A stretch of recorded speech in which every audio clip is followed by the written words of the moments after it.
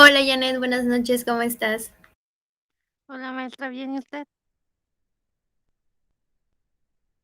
Igual, bien, gracias. Lo que pasa es que tenía problemas con mi internet, no me cargaba la videoconferencia. Y esta me O, fui a poner datos por si no cargaba. o pensé que no iba a haber clase ahora porque ya eran las 4 y algo y no mandaba el link. Sí, es que bueno, yo he tenido problemas ahorita de internet, no me carga. Y te digo que hasta eso vi y digo, no me carga, no me carga, me voy a ir a meter datos para que pueda dar la clase. Maestra, la clase pasada ya no pude terminarla de ver porque me quedé sin datos también, pero ya ahorita ya tengo internet. No ha subido nada, ¿verdad? Lo único que dejé de tarea es el cuadro comparativo de la Primera y la Segunda Guerra Mundial, pero ese es para el día domingo. Pero no lo ha subido a Classroom, no sé. No, todavía no lo he subido a Classroom, pero para que ya hoy lo voy a subir, para que ya empiecen a hacerlo. Ah, ok. Sí, está bien, maestra, es que ya no pude verla. No, no te preocupes. Bueno, pues vamos a tener que empezar porque ya es tarde y ya en el transcurso se van a ir conectando los demás. Ok, maestra.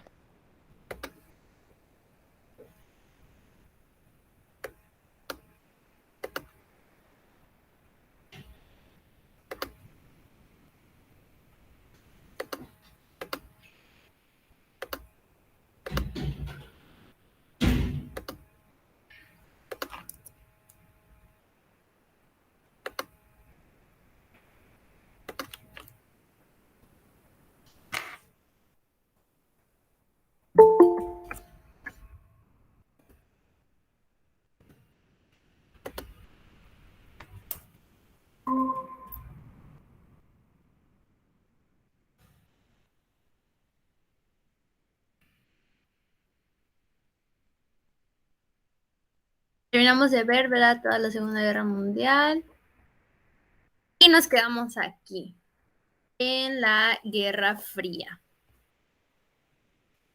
Bueno, la Guerra Fría también es un enfrentamiento político, ideológico, social y cultural que se desarrolló en los años de 1945 y 1989 entre dos bloques de países liderados por los Estados Unidos de América y la Unión de Repúblicas Socialistas Soviéticas, la URSS. Características de esta guerra. No fue un conflicto armado, sino que constituyó una amenaza permanente de conflicto entre los dos bloques. Cada uno de ellos se organizó mediante tratados de cooperación y apoyo militar. El bloque occidental integró la OTAN, la Organización del Tratado de Atlántico Norte, y el bloque oriental, el Pacto de Varsovia.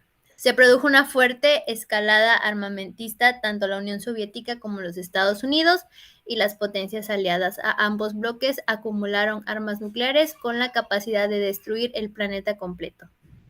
La demostración del poder y la capacidad destructiva de los estados en pugna se manifestó en constantes ensayos nucleares. El equilibrio de las superpotencias se sostuvo en el mutuo temor de un conflicto nuclear que provocaría la mutua destrucción. Se desencadenó especialmente en la sociedad occidental una fuerte sensación de miedo a una guerra nuclear. El momento de máxima tensión fue la crisis de los misiles en Cuba en 1960.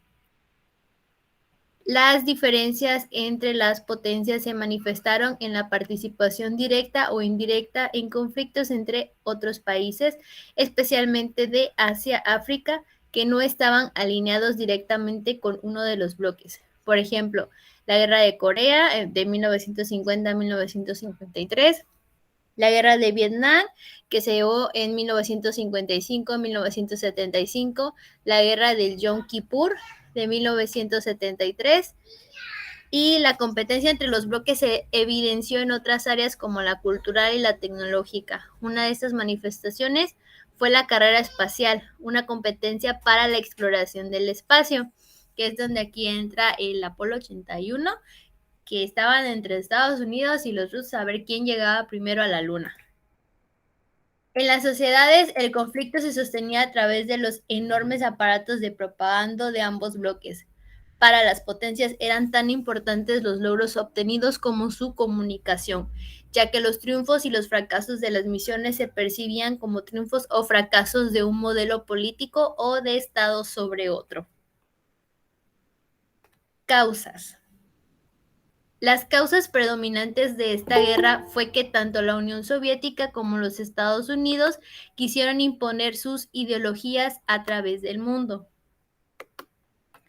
El Plan Marshall, el cual tenía como uno de los objetivos que los norteamericanos presentaran recursos económicos a bajos intereses para que los países capitalistas resurgieran tras la Segunda Guerra Mundial, no agradaba al comunismo, el comunismo de Joseph Stalin. Recuerden que Stanley fue el que le sucedió al poder después de Lenin. La polarización del mundo en dos bandos, el procomunista y el anticomunista. Esto se manifestó en el debilitamiento de los partidos comunistas de Occidente y la eliminación de los partidos no comunistas en la Unión Soviética. Acumulación de armas en los países satélites de las potencias que luego de finalizada la Guerra Fría, se redirigieron a los movimientos de guerrillas y a guerras civiles. Se consolidó el dominio soviético sobre los países de Europa Oriental y la injerencia de Estados Unidos en la política interna de otros países. La amenaza permanente de guerra favoreció la aparición de movimientos antibelicistas y antinucleares internacionales. El fin de la Guerra Fría.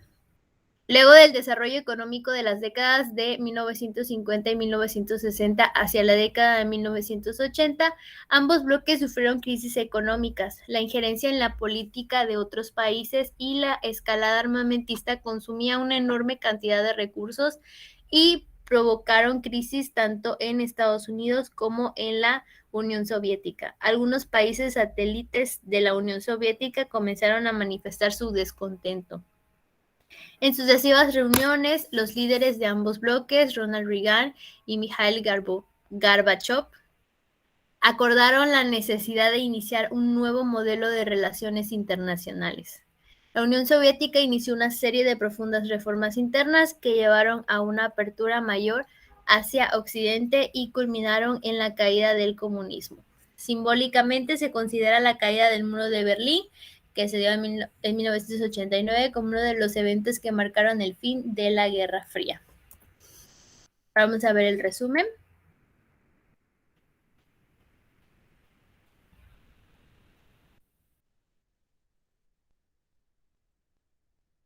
La Guerra Fría fue un enfrentamiento iniciado al finalizar la Segunda Guerra Mundial en 1945.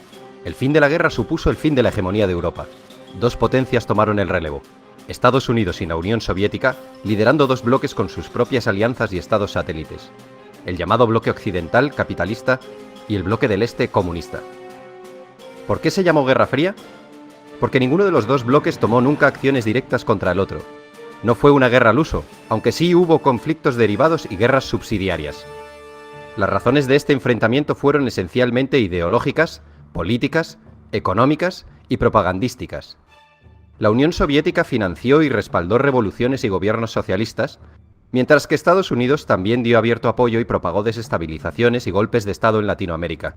Los antecedentes de la Guerra Fría los encontramos antes de 1945, concretamente en 1917, tras el triunfo de la Revolución Rusa, de la que Rusia emergió como el primer país socialista.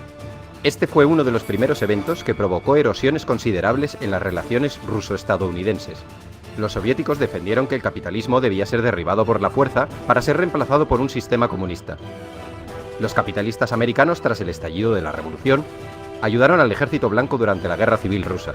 Finalmente, las tropas del Ejército Rojo lideradas por Trotsky se hicieron con la victoria. Pero avancemos de nuevo a 1945, tras el fin de la Segunda Guerra Mundial. Conviene recordar que la Unión Soviética y Estados Unidos habían sido aliados para frenar los planes de Hitler. Antes de que acabase la guerra, se reunieron en Yalta. Joseph Stalin, Winston Churchill y Franklin Delano Roosevelt como jefes de gobierno de la URSS, del Reino Unido y de Estados Unidos respectivamente. La conferencia de Yalta tuvo su continuación con la conferencia de Potsdam, ya con Alemania totalmente rendida y Hitler muerto. Estas conferencias supusieron la división de Alemania en 4 zonas, una parte para cada país y otra para Francia.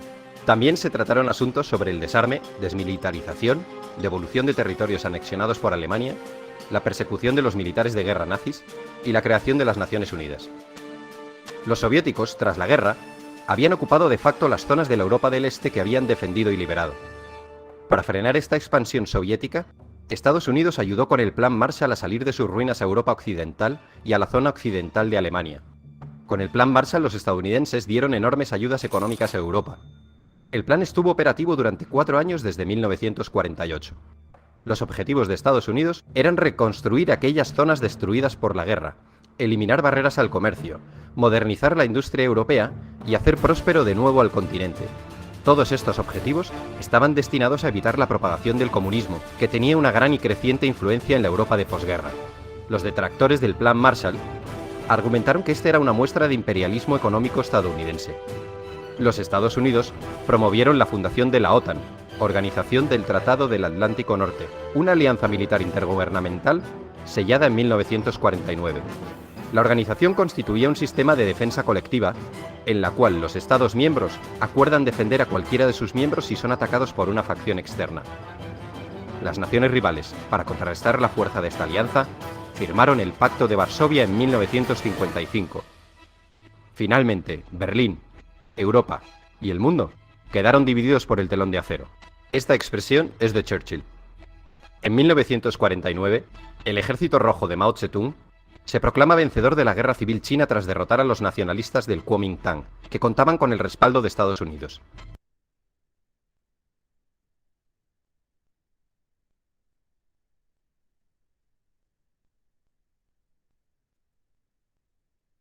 La Guerra Fría fue un enfrentamiento. La frontera en Berlín, ciudad que estaba repartida, era un coladero, y muchas personas se pasaban del lado comunista al lado capitalista. Le sucederá Nikita Khrushchev. Volvamos al telón de acero en Europa. En los 5 años posteriores a la Segunda Guerra Mundial, un total de 15 millones de personas emigraron del este al oeste.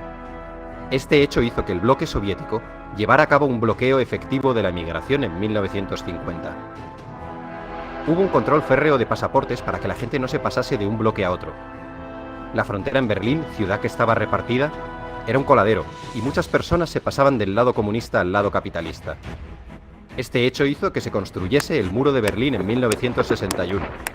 Conviene recordar que Alemania estaba dividida tras la guerra en 2 Alemanias: la República Federal Alemana con capital en Bonn y la República Democrática Alemana con capital en Berlín.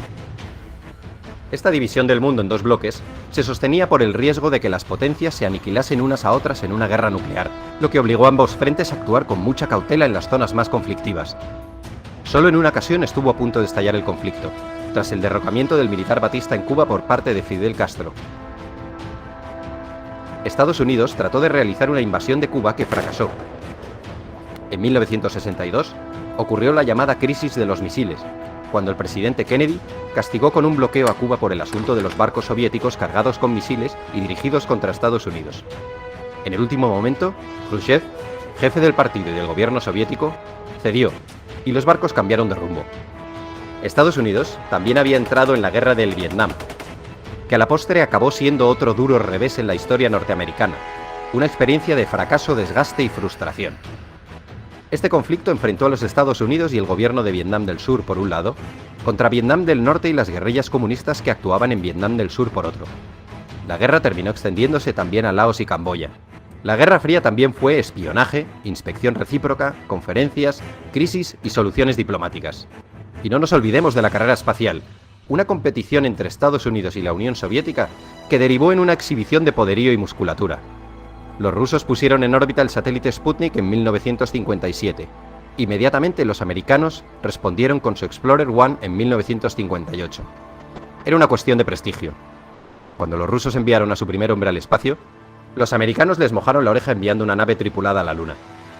En 1980, Reagan ganó las elecciones con la promesa de incrementar el gasto militar y enfrentarse a los soviéticos en cualquier lugar que fuera necesario. Tanto Reagan como la recién elegida primera ministra británica Margaret Thatcher denunciaron sin cesar la ideología comunista. Reagan calificó a la Unión Soviética como el imperio del mal y predijo que el comunismo acabaría en el montón de cenizas de la historia. A principios de 1985, el anticomunismo visceral de Reagan se desarrolló en una postura conocida como la doctrina Reagan, en la que además de la contención, abogaba por el derecho de los Estados Unidos de subvertir y derrocar los gobiernos comunistas existentes.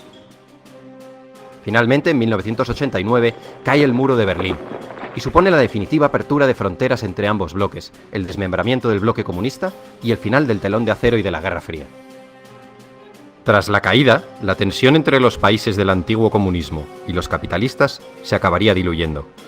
De hecho, actualmente, la mayoría de los estados del antiguo bloque comunista han acogido las políticas e ideologías del mundo capitalista.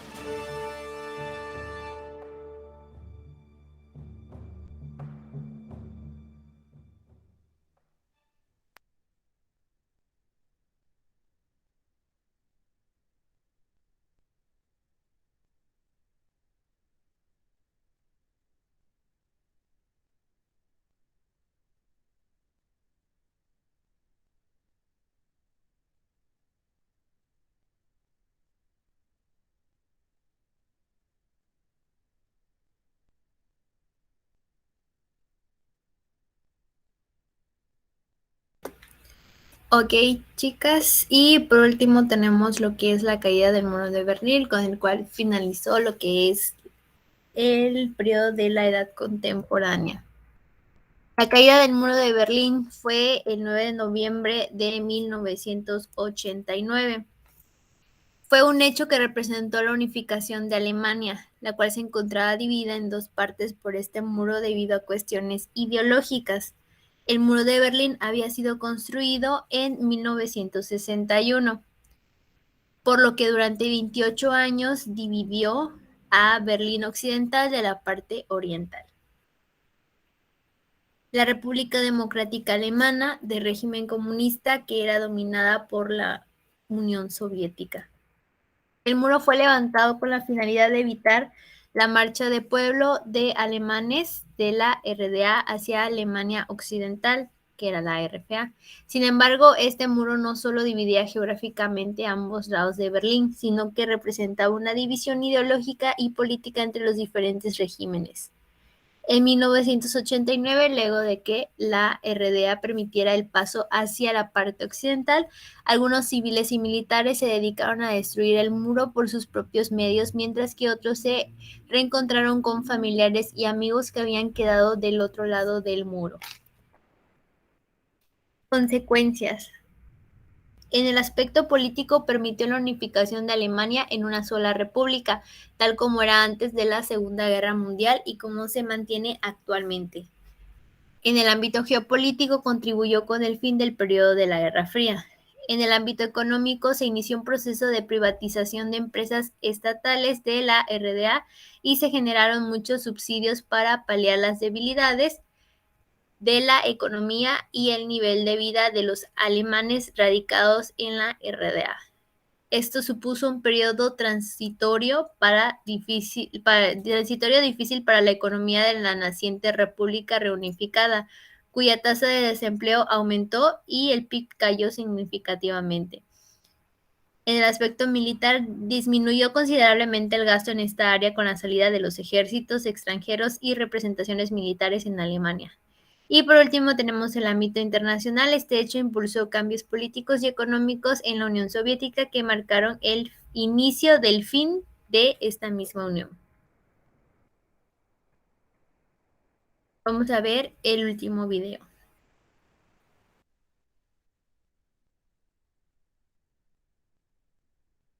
Hoy en Draw My Life, el muro de Berlín.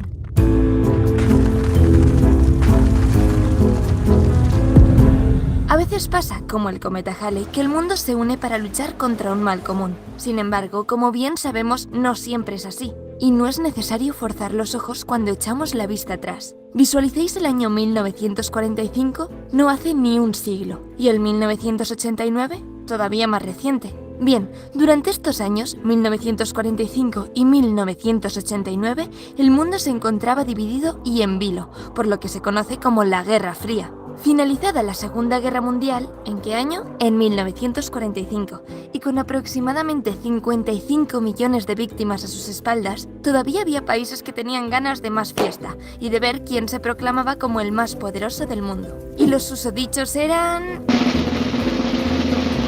Estados Unidos y la Unión Soviética. Se enzarzaron en la Guerra Fría, un conflicto localizado en diversos territorios del planeta diferenciados entre comunistas y capitalistas. Al mismo tiempo, los países protagonistas participaban en una apasionante carrera armamentística para ganar el control nuclear. Pero no me voy a alargar con las cuestiones de la Guerra Fría, ya que tenemos un Draw My Life con el mismo nombre en el que te explicamos todos sus pormenores. Si no lo has visto, míratelo al acabar este.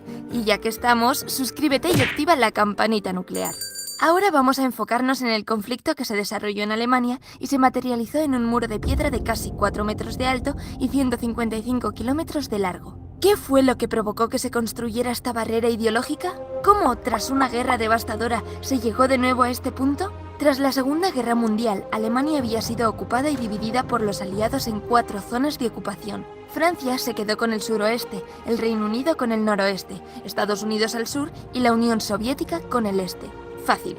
La intención inicial era reunificar el país, pero el resultado acabó siendo algo diferente. Poco a poco los aliados capitalistas fueron aunando su poder y la parte soviética se fue distanciando más y más. Es decir, en 1949 el Frente Occidental se reunió en la República Federal Alemana, con capital en Bonn, y poco después la URSS constituyó la República Democrática Alemana, cuya capital era Berlín Este. El conflicto estaba servido. Se reforzaron las fronteras en las dos Alemanias creando un abismo aún mayor. Para empezar, en Alemania Occidental había libertad de expresión y de movimiento. Además, con el Plan Marshall de Estados Unidos se estaba relanzando la economía del lado occidental del país. En cambio, las reglas sociales y políticas de Alemania Oriental eran mucho más estrictas y su economía planificada no ayudaba a la situación del país del Este. Por ello, no era de extrañar que después de esta división, muchísimas personas emigraran de la RDA a la RFA en busca de una vida mejor. Por este motivo, en 1952 protegieron las fronteras con vallas y más vigilantes. Tan solo se podía pasar de un lado a otro con un permiso especial para residentes. A pesar de los esfuerzos, la comunicación entre Berlín Oeste y Este era muy difícil de controlar. Se estima que en este punto, entre 1949 y 1961, alrededor de 3 millones de personas abandonaron la RDA.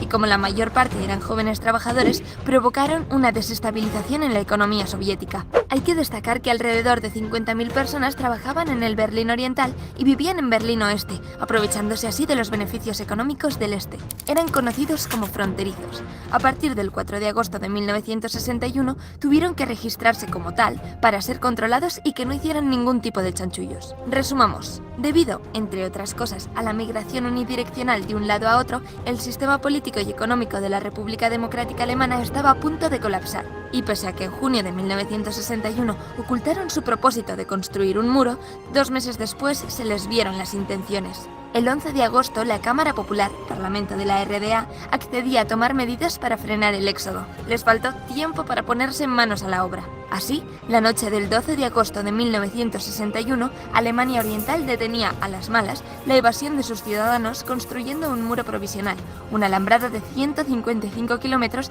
que dividía Berlín y sus alrededores en dos. Miles de soldados de las Fuerzas Armadas soviéticas comenzaron a custodiar el muro. Cerraron 69 puntos de control en la frontera y dejaron abiertos solo 12.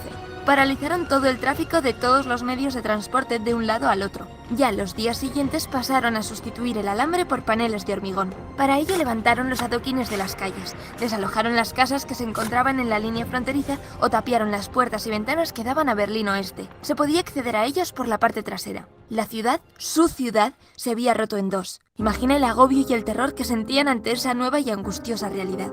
Para que te hagas una idea, hasta septiembre, el muro se había construido a principios de agosto, 85 hombres de las fuerzas de vigilancia desertaron y 400 civiles lograron huir. De este momento es la fotografía del policía saltando sobre las alambradas para escapar en la calle Bernaustrasse. El alcalde de Berlín Occidental mostró su inquietud y rechazo ante la creación de esta división inhumana, de este muro de la vergüenza.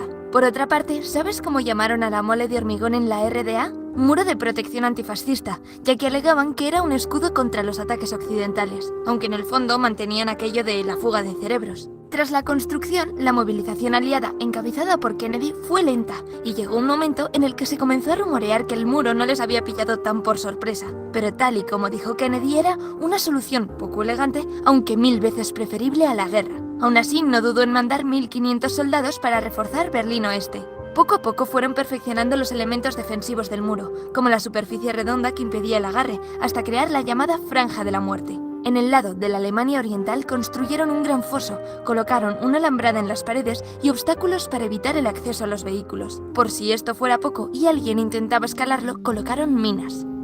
Y todo esto se reforzaba con una fuerte iluminación. A su vez, todo el recorrido estaba vigilado por militares que patrullaban con perros las 24 horas, y cada ciertos metros había torres de control custodiadas por militares, armados, obviamente.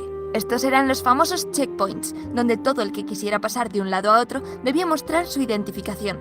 Dicha exigencia no agradaba a las autoridades estadounidenses y un día, a finales de octubre, se produjo un altercado entre las fuerzas de Berlín Este y del Oeste en el checkpoint Charlie, cuando un dirigente de la RFA quiso pasar al otro lado sin identificarse. La tensión fue evidente cuando ambos bandos se dispusieron a defender su lado. Afortunadamente, el conflicto se diluyó a las horas y quedó como un episodio anecdótico. Aún así, ascienden a más de 5000 las personas que intentaron escapar a través del muro de Berlín. Aunque no hay cifras exactas de las muertes, estas oscilan entre las 140. Una de las víctimas más conocidas es Peter Fechter, quien fue tiroteado y murió en el lado este del muro, pero a la vista del Berlín Occidental.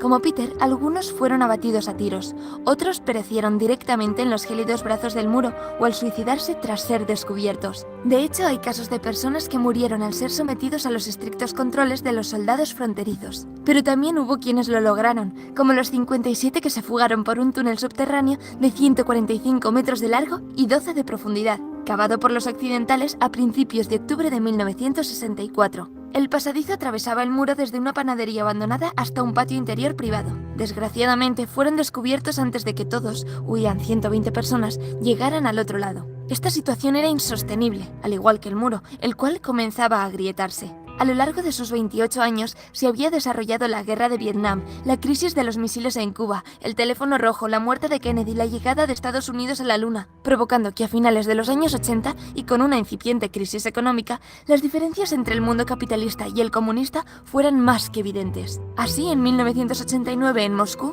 era el turno de Mikhail Gorbachev, quien como secretario general del Partido Comunista implantó numerosas reformas en las políticas de la URSS, apostando por la transparencia del país y sus estados satélites. Aún así, a Erich Honecker, presidente de la RDA, le costaba aceptar dichas reformas. Además, en mayo de ese año, se abrieron las fronteras entre Austria y Hungría, y muchos alemanes del este comenzaron a viajar a Hungría para facilitar su paso a la Alemania federal por Austria. Por todo ello, el 9 de octubre de 1989, las calles de Leipzig se llenaron de gritos que exigían libertad, y pronto las protestas recorrieron toda Alemania Oriental. Debido a semejantes presiones, Honecker renunció y fue sustituido por Egon Krenz. Sin embargo, las tensiones persistían. Así, un mes después, o sea, el 9 de noviembre, el portavoz del gobierno de la RDA, viéndose entre la espada y la pared en una rueda de prensa, anunció que los ciudadanos de las dos Alemanias podrían pasar de un lado a otro como turistas. A la pregunta de un periodista sobre la fecha en la que esto estaría permitido, el funcionario respondió: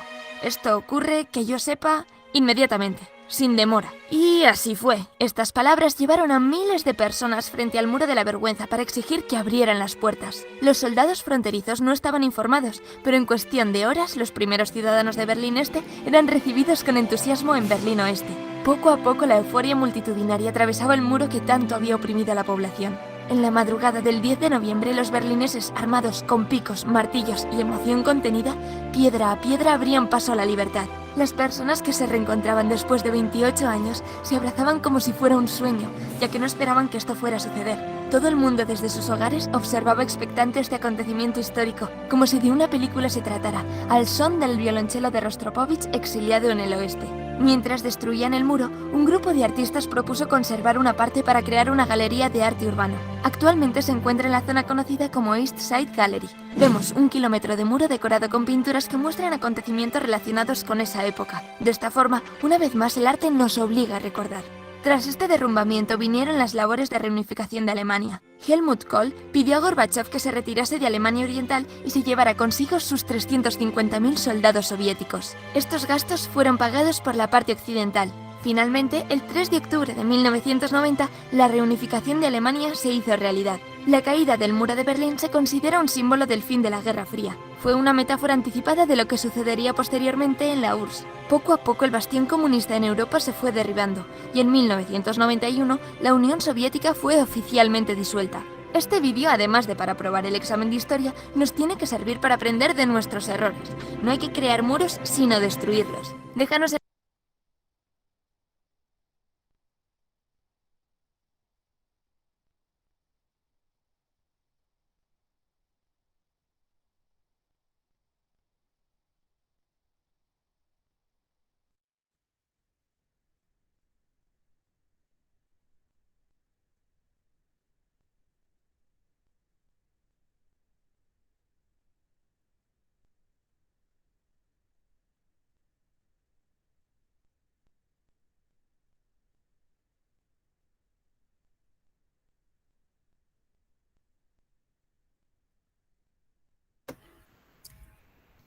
Ok, chicas, bueno, ahorita vamos a hacer esa actividad. Se las voy a subir a Classroom.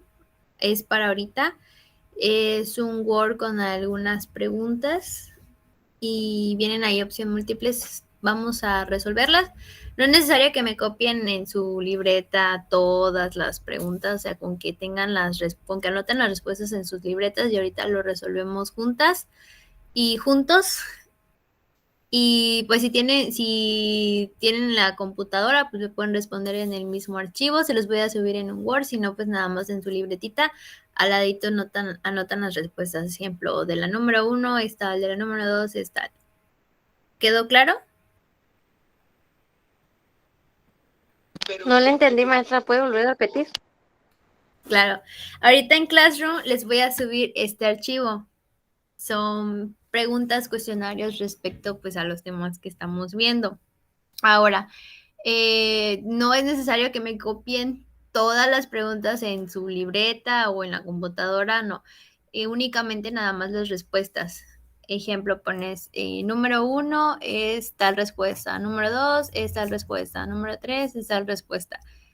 Y así nos vamos a ir y ya una vez que terminen, entonces ya empezamos a comparar respuestas y si les voy a subir el Word, si tienen computadora, le quieren hacer a computadora, lo pueden hacer, si no, pues nada más sus respuestas a mano.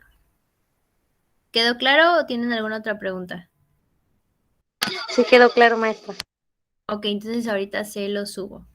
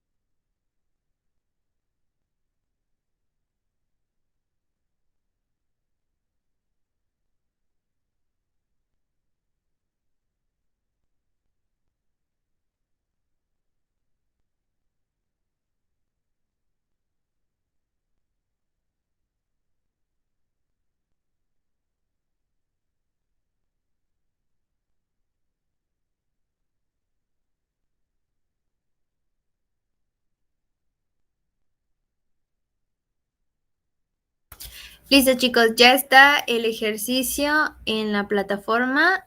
Se llama ejercicio en clase y también ya están las otras diapositivas por si gustan apoyarse en ellas para realizar el cuestionario. Cualquier duda que tengan, aquí voy a estar.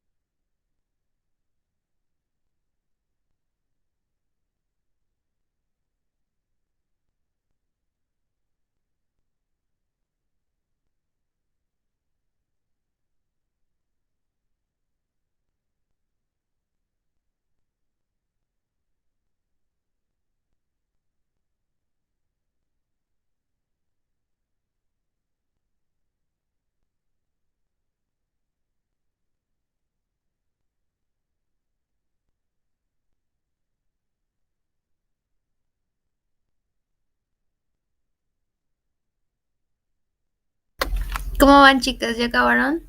María, ¿ya acabaste?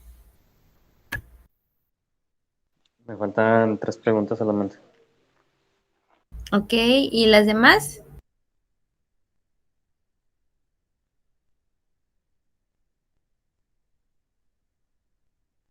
Maestro, si la puedo hacer ahorita que llegue a mi casa, es que voy a agarrar camión apenas. Ok, Yubel, está bien.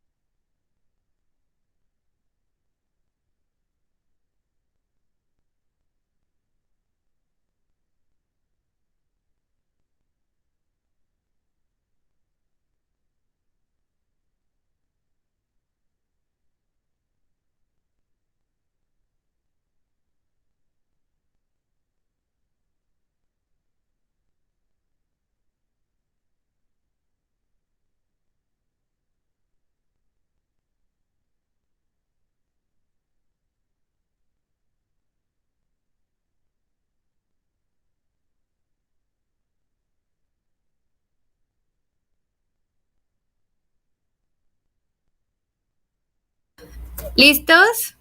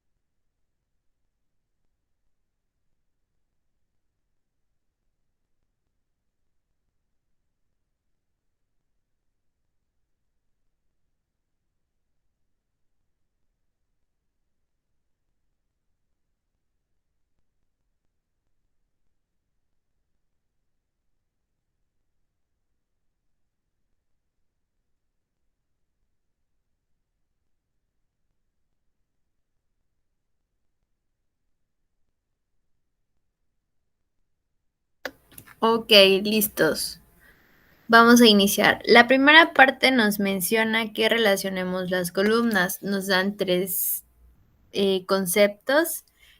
Del lado derecho y del otro lado nos dan los periodos al que perteneció. Entonces el inciso A dice, tuvo lugar uno de los acontecimientos más sangrientos de la historia, la Primera Guerra Mundial y posteriormente la Segunda Guerra Mundial. Nos referimos a ¿qué etapa?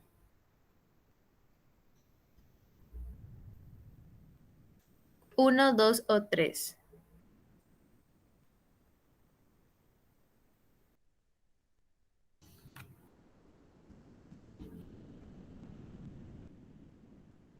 Janet,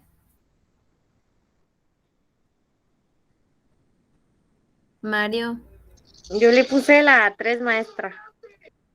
la tres. Muy bien, es la Yo igual. respuesta correcta.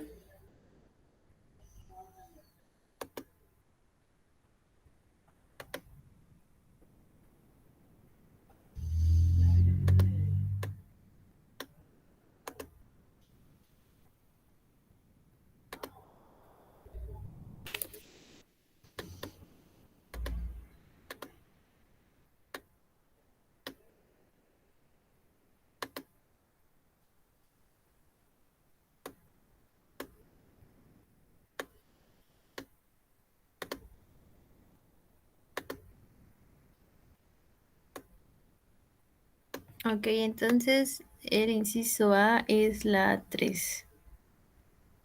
Muy bien. Número 2. Inciso B. Comprende desde la Declaración de Independencia de los Estados Unidos y la Revolución Francesa. Estamos hablando de 1 o 2.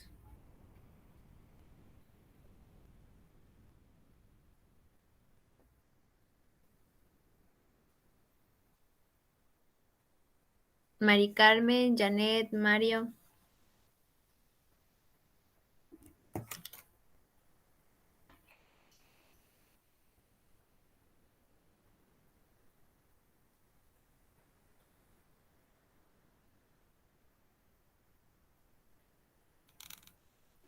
¿La edad baja, profe?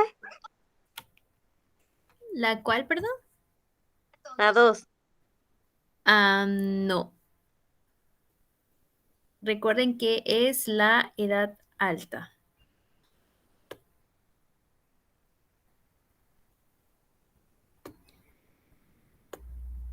Es la etapa de los antecedentes. Y por último tenemos el periodo de guerras, que resultó una etapa más pacífica. Digo, la edad baja, que resultó ser una etapa más pacífica en la que las demás no hubo guerras.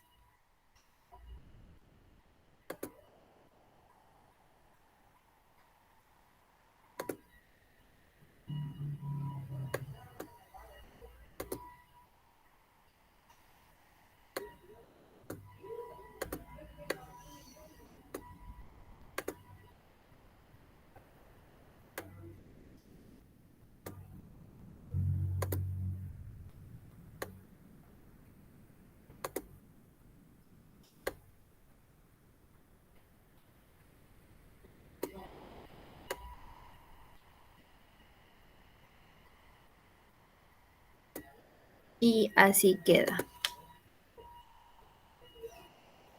Chequen sus respuestas. 1 con B, 2 con C y 3 con A.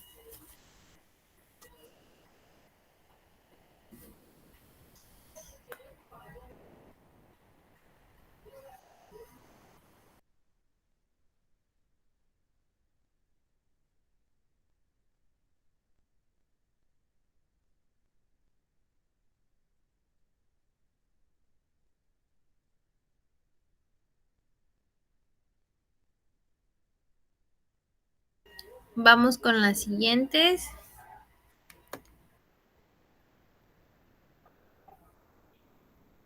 El inciso B nos dice completa los espacios en blanco.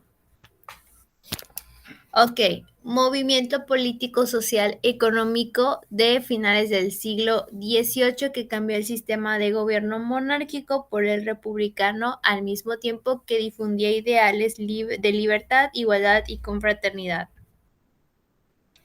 ¿De qué estamos hablando aquí?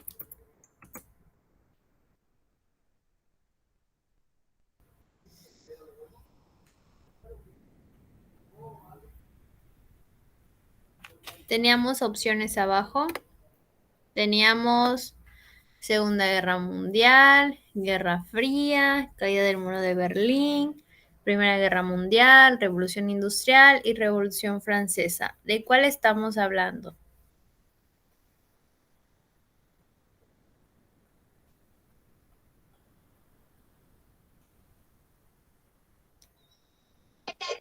Maestra, no sé si esté bien, pero yo digo que es la Segunda Guerra Mundial.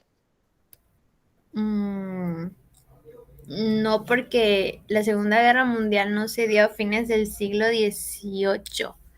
Acuérdate que lo que vimos decía que La ellos tenían un Revolución gobierno. Francesa. Exactamente, Revolución Francesa. Tenían un gobierno monárquico que era por Luis XVI, pero ellos querían cambiar un gobierno republicano y en eso se levantaron en armas, asesinando al rey Luis XVI y a su esposa María Antonieta. Entonces aquí es Revolución Francesa. Muy bien. Después tenemos, dice, proceso de profundas transformaciones económicas, sociales, culturales y tecnológicas. ¿De qué estamos hablando aquí? Revolución Industrial. Revolución industrial, muy bien.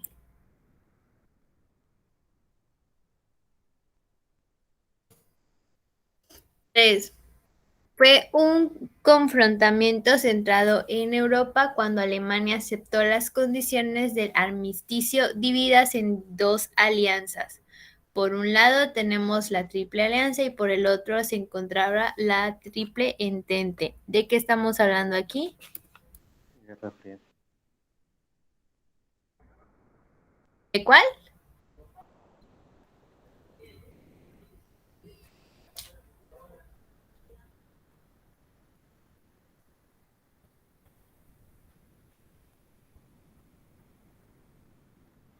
Guerra Fría.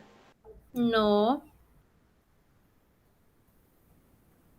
Acuérdense, fue una batalla en la cual se dividieron en dos. Por un lado estaba la Triple Alianza y por otro lado estaba la Triple Entente. Recordemos que en la Triple Alianza estaban conformadas por... ¿Alguien levantó la manita? Comentó mi compañera Mari. A ver, ay, como estoy compartiendo pantalla no puedo ver.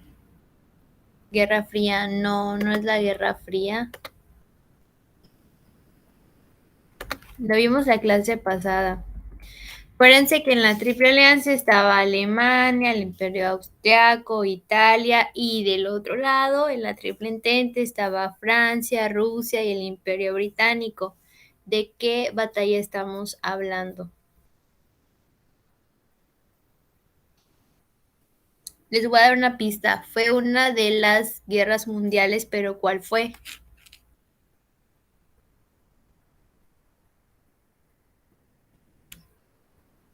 ¿La primera o la segunda? Yo digo que la segunda. La segunda. ¿Alguien más?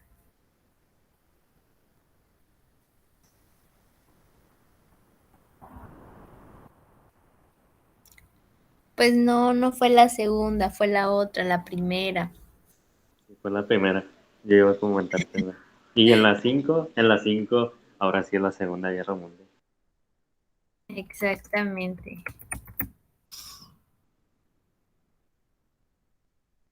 ¿En la 5? Perdón. Chita, te vamos a poner ahí en esa. En la 4.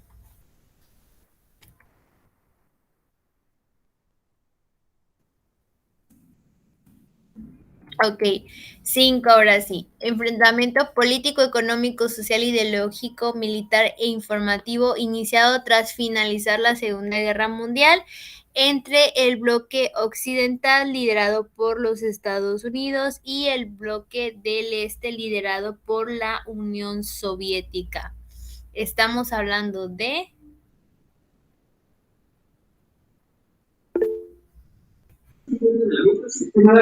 Dime, Mari. La Guerra Fría. Muy bien, ahora sí estamos hablando de la Guerra Fría.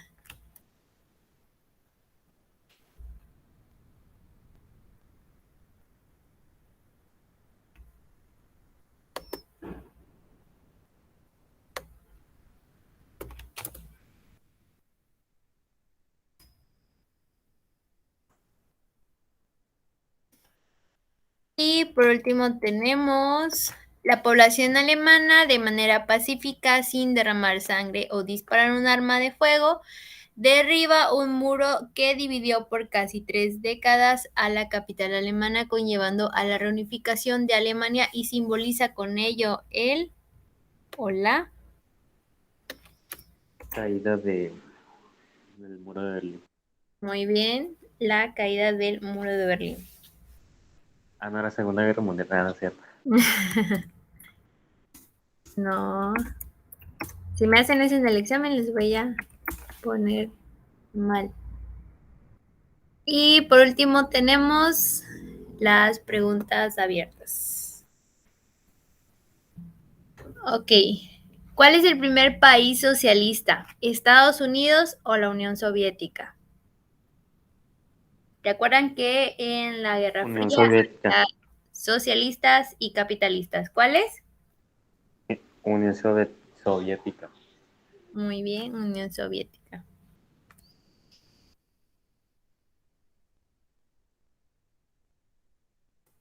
Siguiente pregunta. ¿Qué significa OTAN? Yo, profe, Organización del Tratado Atlántico del Norte. Muy bien. Organización del Tratado Atlántico del Norte. Siguiente, el bloque capitalista, bueno, aquí ya me confundí. Era el bloque Puso hasta la respuesta al principio. occidental, ¿era comunista o capitalista?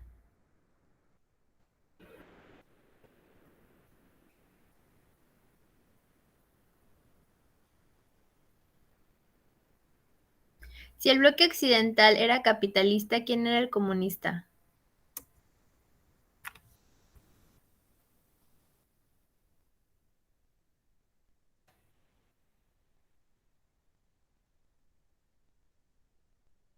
Siguiente, ¿en qué año se construyó el muro de Berlín? 1961. Muy Fue el bien. 13 de agosto de 1961. ¿Con qué otro nombre se le conocía al muro de Berlín? Muro de la vergüenza. Muy bien.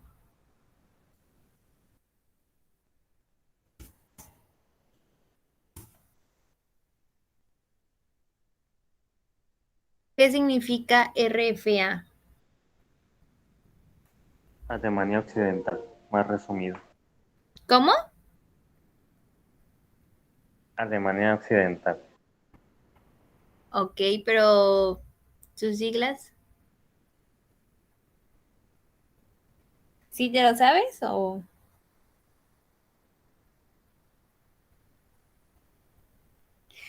República Federal Alemana.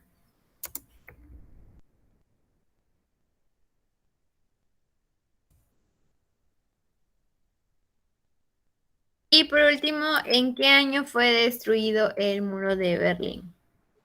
9 de 1989. noviembre de 1989. Ese sí se la saben. 9 de noviembre de 1989. Excelente. ¿Cuántos somos en clase?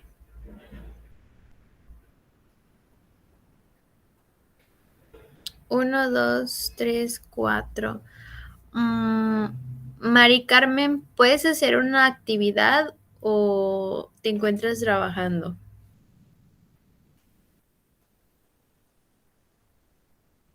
Sí, maestra. ¿Sí la puedes hacer? Sí, Ok. ¿Y tú, Jovel, ya te encuentras en tu casita? No, maestra, pero aquí vengo escuchando. Ok. Bueno, les voy a asignar un tema en este momento.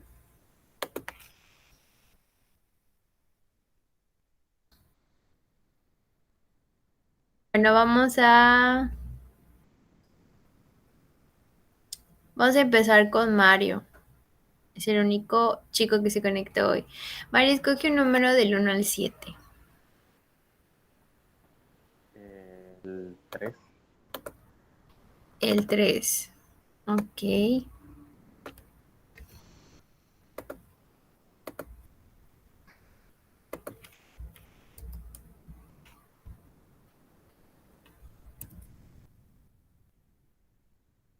Mario, te voy a escribir tu tema en... Seguimos con Janet. Janet, un número del 1 al 7 que no sea 3. El 5, profe. El 5.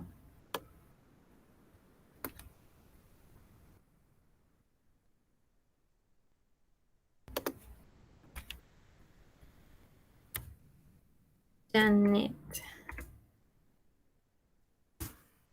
5. Ok. Mari Carmen, un número del 1 al 7 que no sea 3 y 5. el 2.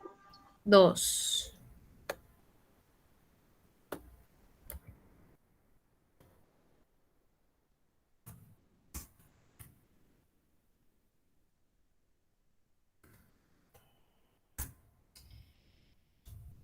Y por último, Jubel, queda el 1, 4 y 6.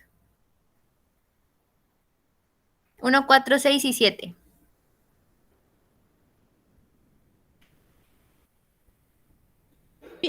El 4 está bien. Estaba hablando y pensé que tenía el micrófono prendido. Ok, el 4.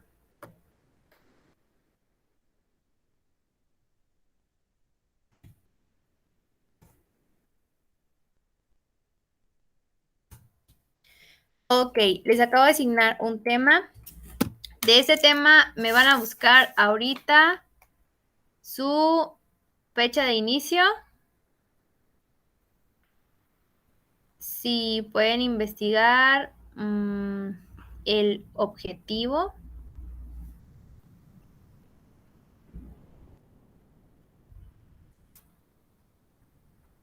¿En qué año terminó? ¿En qué año concluyó?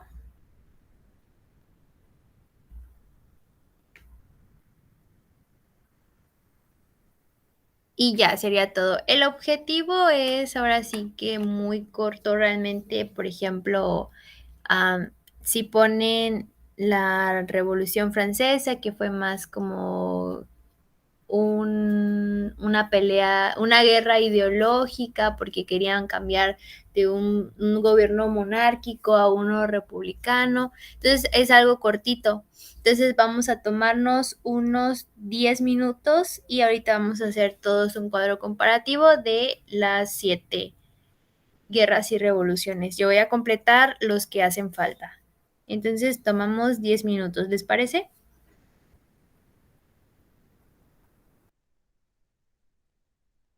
¿Quedó claro o tienen duda? Está bien, maestra.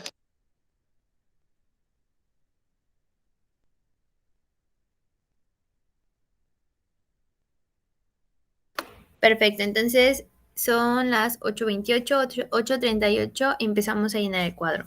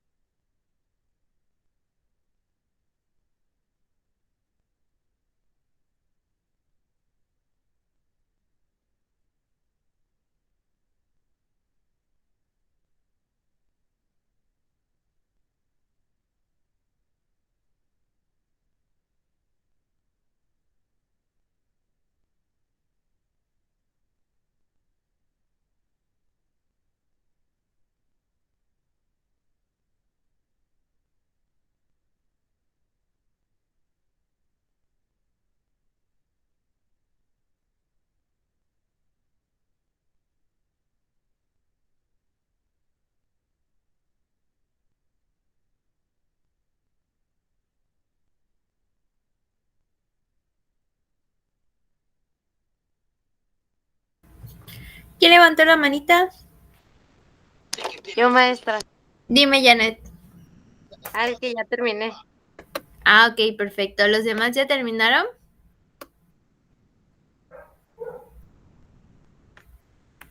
Todavía nos quedan 6 minutitos.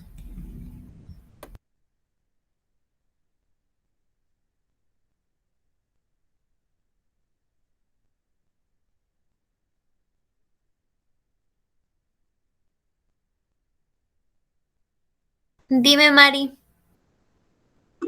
Ya terminé, mis.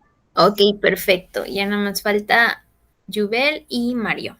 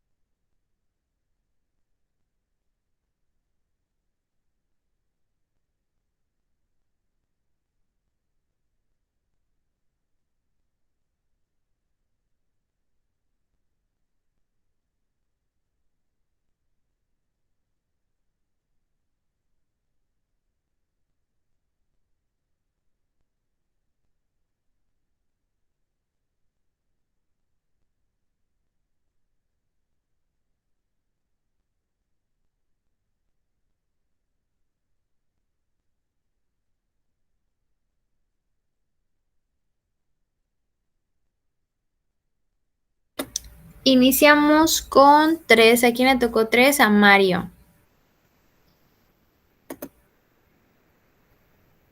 ¿Listo, Mario? Pues depende que sea listo.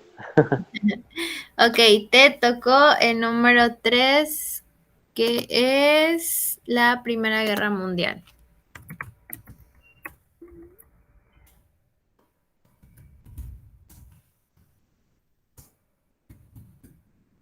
Ok, ¿en qué fecha inició la Primera Guerra Mundial?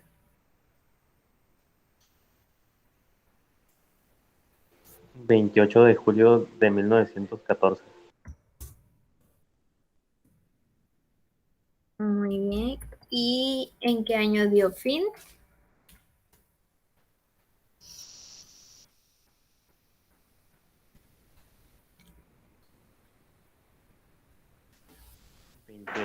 28, perdón, 11 de noviembre de 1918.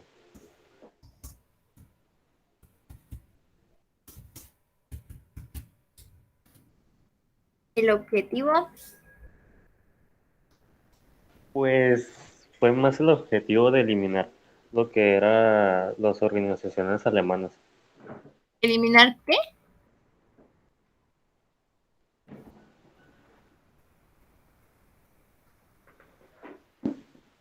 ¿Eliminar cómo? La organización alemana. La organización alemana. Ok, perfecto. La Continuamos causa, con... bueno, no era como poner también causa. No, solo un objetivo cortito, como una idea general. Ok, porque todo terminó en eso. Ok, ¿De qué? ajá, todo terminó en cómo. Pues terminó favoreciendo a Europa porque así tuvo más territorio y tuvo más expansión en lo que fueron pues más estados. Así es, Bueno, lo ahí cual, es en el punto bueno, ya en el punto malo fue solamente por algo, por una causa de pues asesinato a lo que era al heredero. fue causa más bien política de poder. Alemania quería expandirse y lo logró, pero no contaban al final con el Tratado de Versalles, con el cual se dio fin. Dime, Yubel. ¿Puedo participar yo ya? Ah, ¿ya quieres participar? Sí, voy acabando ya. Ok, a ver, Yubel, a ti te tocó Revolución Rusa. Ok, pues el nombre de la guerra pues era la Revolución Rusa, me pareció. Y la fecha empezó el 8 de marzo de 1917 y terminó el 16 de junio de 1923. El objetivo era que el gobierno y las asambleas populares controlaban todas las fuentes de producción. A ver, terminó el 16 de julio de 1900. 1923. Ah, ok. Y el objetivo fue, Era que el gobierno y las asambleas populares controlaban todas las fuentes de producción. ok, controlaba todas las fuentes de producción.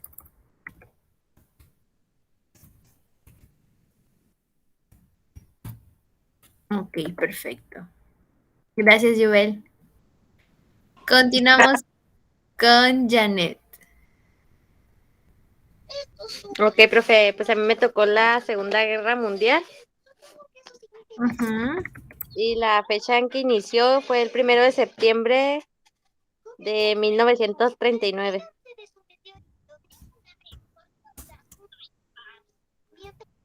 ujú. Y concluyó el 2 de septiembre de 1945. Ok.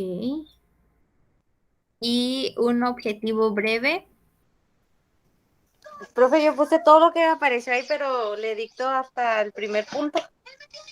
A ver, díctamelo con tus palabras de todo lo que investigaste, es que entendiste. Un objetivo general que tú digas, pues fue porque habían problemas de poder, querían abarcar más territorio. Pues que por medio de la conquista militar hubo un dominio permanente sobre Europa y Asia.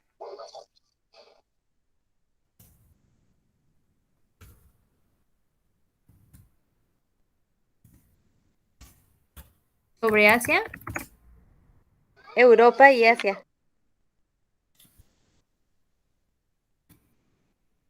Ok, bien, está bien. Únicamente recordemos que aquí, ¿cuál era el objetivo de Adolfo Hitler? ¿Qué quería él?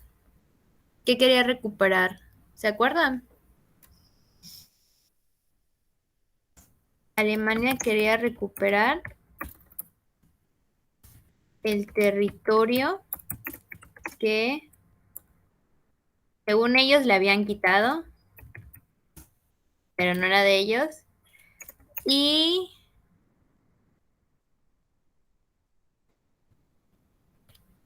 ¿alguien más se acuerda? Y querían la revancha por la indemnización que les hicieron pagar. ¿Se acuerdan? En la Primera Guerra Mundial se culpó a Alemania principalmente porque ellos habían causado, ahora sí que ellos tenían el objetivo de querer ganar territorio y para hacer esto pues desataron muchas guerrillas entre lo que fueron en esos años de la Primera Guerra Mundial y al momento de que terminó, después de que hubo un caos horrible, se le culpó, en el Tratado de Versalles estaba puesto que debían de dar una indemnización por los daños causados. Muy bien. Y nos queda, ¿quién nos queda? Mari Carmen, ¿verdad? Ah, no. Sí. Mari Carmen, ¿cuál te tocó? Una revolución, ¿verdad? Revolución industrial. Industria. Ok. Fecha de inicio. En el año 1760. En el año 1960, ajá. La revolución industrial tuvo su origen en Inglaterra, donde se daban unas condiciones políticas, socioeconómicas y geográficas adecuadas, donde la máquina de vapor fue la base sobre la que se asentó todo el desarrollo que vino propiciado como consecuencia de la revolución industrial. Y terminó en 1840, entre 1820 y 1840.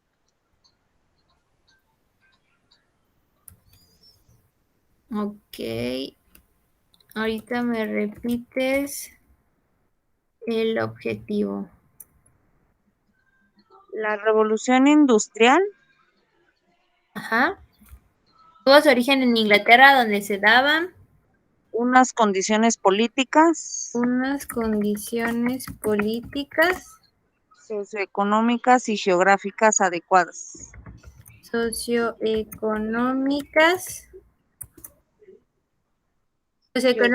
geográficas y geográficas adecuadas.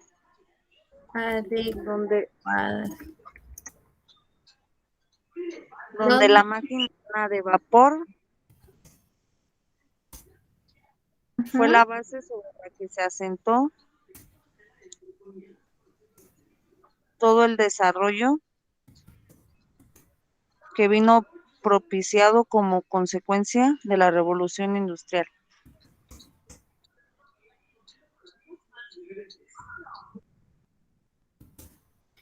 Muy bien.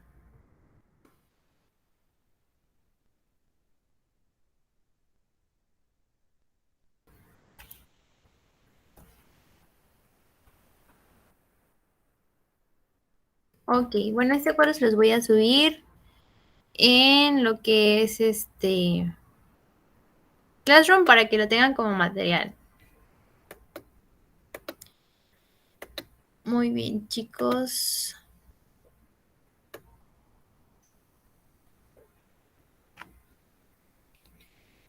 Pues vamos a ver nuestro tema del día de hoy.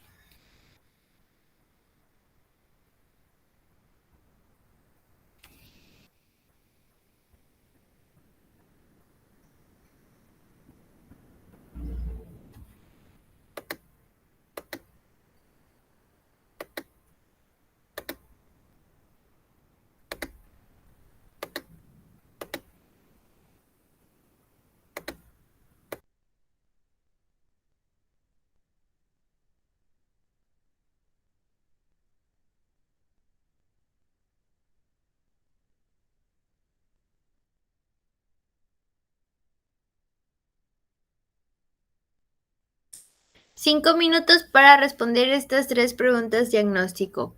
¿Qué creo que es una ley? ¿Quién creo que hace las leyes? ¿Y quién creo que apruebe las leyes? No se vale buscar en internet, son respuestas brevemente a sus conocimientos previos.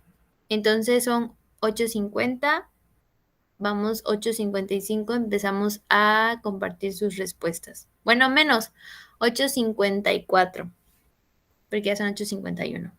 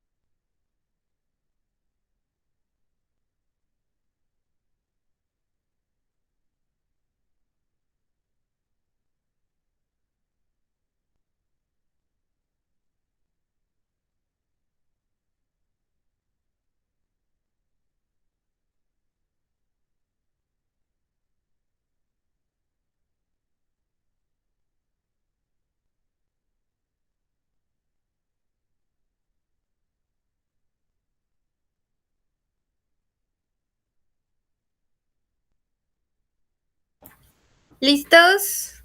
Pregunta número 1, Janet, ¿qué crees que es una ley? ¿Una regla, profe? ¿O ¿Una regla? Muy bien. Yubel, ¿qué crees que es una ley?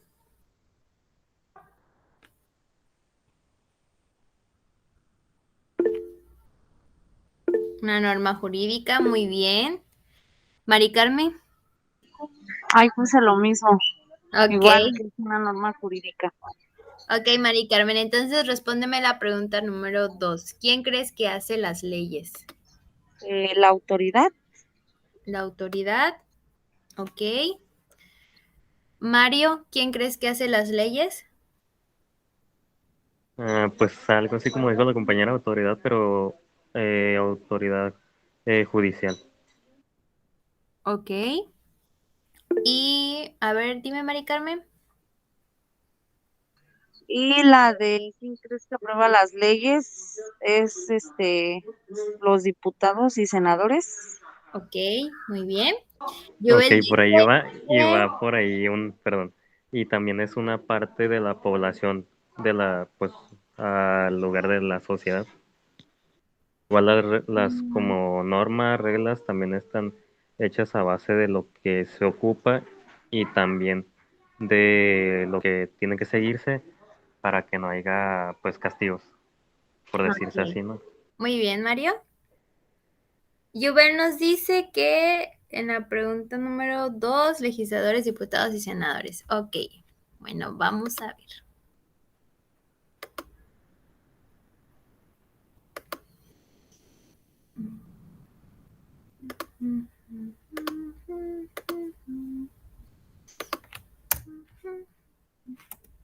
Ok, una ley exactamente es una regla, es una norma, es un principio jurídico dictado por una autoridad competente, generalmente un legislador, donde se ordena o prohíbe algo de acuerdo con la justicia y para el bien de todos los ciudadanos. Bueno, las características que debe de tener una ley son 6. Debe de tener generalidad, debe ser obligatoria, debe de tener irretroactividad, debe tener permanencia, debe ser abstracta e impersonal. Y por último, hay un concepto que se llama se reputa conocida. Entonces vamos a ver uno por uno. Generalidad. Las leyes se aplican a todas aquellas personas que se encuentran en un hecho determinado sin excepción mientras la conducta se adecua al hecho. O sea, no es para un mínimo grupo de personas ni solamente se va a aplicar para una zona, sino que es generalmente para todo aquel que se encuentre en ese hecho. Obligatoria. La ley tiene que ser cumplida y para esto existen órganos judiciales que obligan su observación imponiendo sanciones a quien no las cumpla, las autoridades. Debe de tener irretroactividad. Significa que los efectos de una ley solo se operan después de su fecha de promulgación. Esto significa que no debe de haber efectos atrás. Permanencia. Se dicta con carácter indefinido para un número indeterminable de casos y de hechos y solo dejará de tener vigencia mediante su abrogación, subrogación y derogación por leyes posteriores.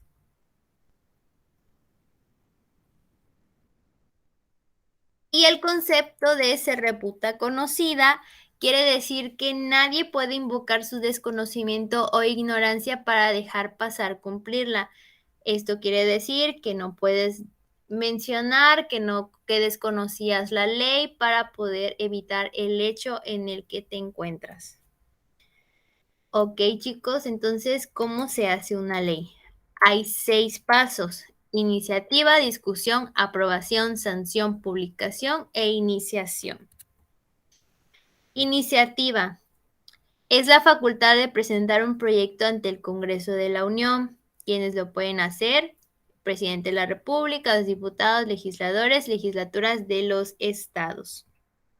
Se inicia como dice proyecto.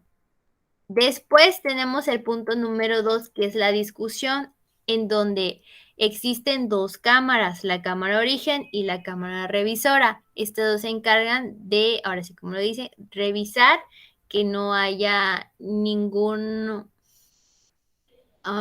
algo que vaya a afectar a cierto determinado grupo de personas, o más bien que sea bueno para toda la ciudadanía. Pero ¿cómo funciona esto? El proyecto pasa en el Congreso de la Unión. Y cuando pasa por la aprobación del Congreso de la Unión, cuando se expone en el Congreso de la Unión, pasa lo que es las manos de la Cámara Origen. En esta Cámara lo van a revisar, lo van a discutir. Si ellos lo aprueban, se pasa a la siguiente Cámara, que es la Cámara Revisora. Ellos van a hacer lo mismo. Lo van a revisar, van a ver si están de acuerdo, si no están de acuerdo, qué observaciones marcan.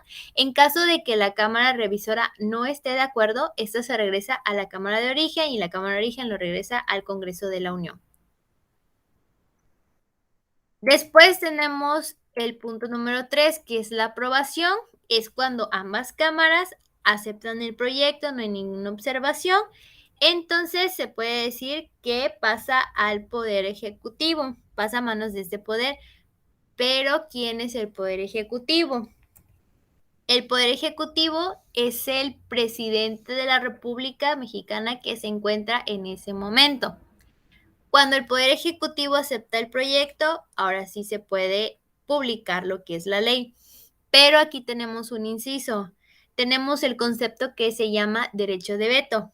Esto quiere decir que es cuando el presidente manda observaciones, no está de acuerdo y lo regresa directamente a las cámaras.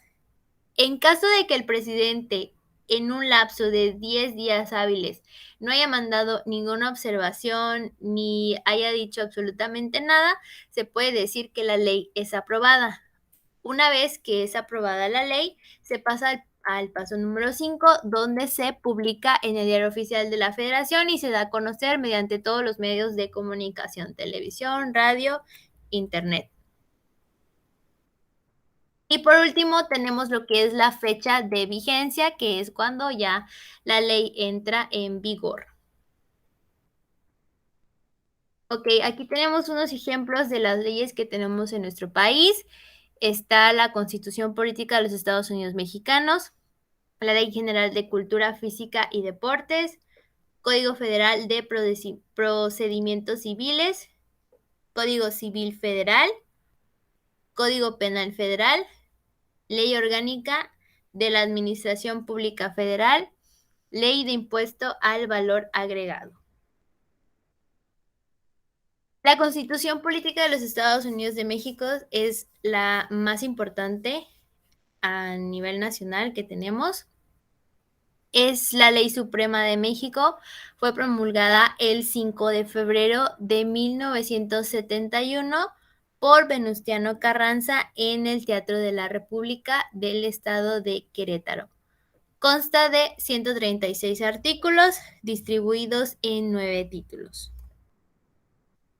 que son los siguientes. Están divididos en capítulos y esos capítulos tienen subdivisiones. El capítulo número 1, Derechos Humanos. 2, Mexicanos. 3, Extranjeros. 4, Ciudadanos Mexicanos. El capítulo número 2, tenemos Soberanía Nacional, Formas de Gobierno. En el segundo subcapítulo tenemos partes de la Federación, Territorio Nacional.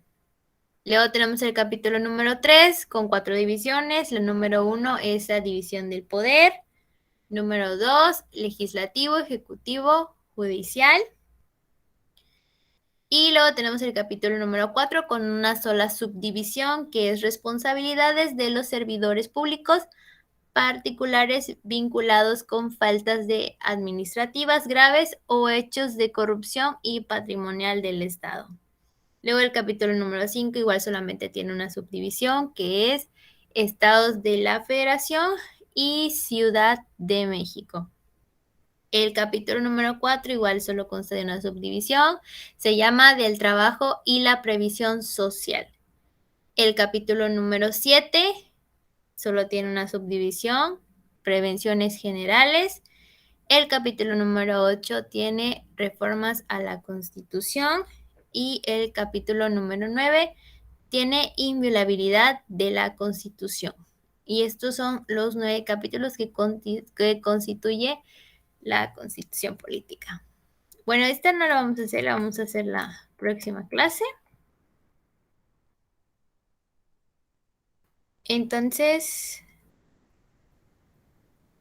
sí les estaba compartiendo pantalla, ¿verdad? Chicos.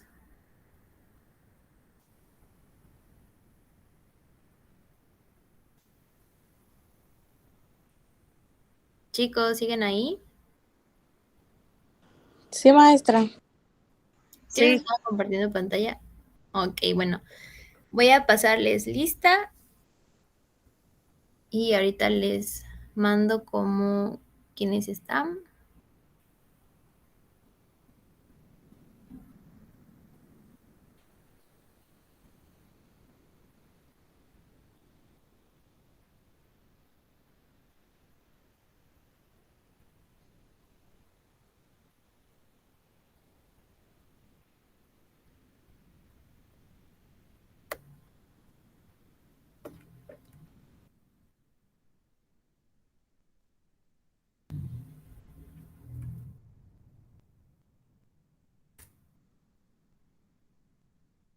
Ok, chicos, revisen si se encuentran sus nombres.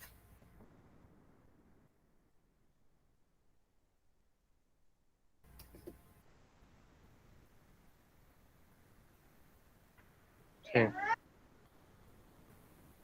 Ok, perfecto. Bueno, la tarea de la casa va a ser la siguiente. Van a buscar en internet la Constitución Política de los Estados Unidos Mexicanos y de ahí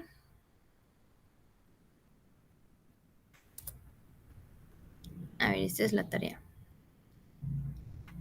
Van a buscar la Constitución Política de los Estados Unidos Mexicanos, van a mencionar el capítulo, la sección y el artículo. ¿Sí? ¿Tienen alguna duda? No, maestra. Ok, perfecto. No, maestra. Muy bien. Entonces, esta queda de tarea para la casa. Buscan así Constitución Política de los Estados Unidos Mexicanos, buscan el artículo que ustedes quieran, mencionan el capítulo, la sección y un breve resumen de lo que trata el capítulo. Bueno, eso sería todo, chicos. Nos vemos el día martes. Bye, maestra. Buenas noches. Buenas noches. Buenas noches. Bye.